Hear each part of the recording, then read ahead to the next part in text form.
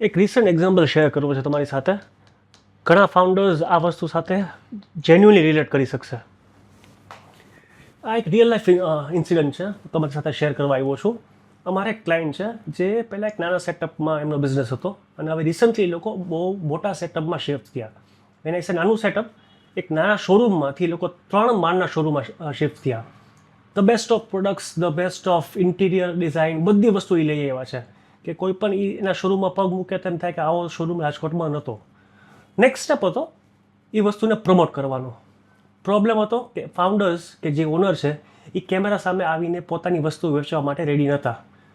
દીપભાઈ મારાથી આ ન થાય. ઘણા લોકોનો આ પ્રોબ્લેમ છે કે સારામાં સારી વસ્તુ લઈ આવે છે માર્કેટમાં, બરાબર, રાજકોટમાં જે લોકો કોઈ ન જોઈ હોય એવી પ્રોડક્ટ્સ લઈ આવે છે, પણ જ્યારે વેચવાની વાત આવે છે ત્યારે એ લોકો કેમેરા સામે આવવામાં વિચારે છે કે ભાઈ મારાથી નહીં થાય. તમે એ તો માનો છો કે તમારી પ્રોડક્ટ તમારા સિવાય કોઈ બેસ્ટ નહીં વેચી શકે. મારે મારી સર્વિસીસ વેચવી હોય તો હું જઈશ, વિઝાવી મારો માણસ જશે, એમાં હાથી ઘોડાનો ફરક થશે. હું જેવી રીતે મારી પ્રોડક્ટ વેચીશ એવી રીતે બીજું કોઈ નહીં વેચી શકે. સિમિલરલી તમારા માટે અપ્લાય થાય છે. તમે જેવી રીતે તમારી પ્રોડક્ટ વેચી શકશો એવી રીતે બીજું કોઈ નહીં વેચી શકે.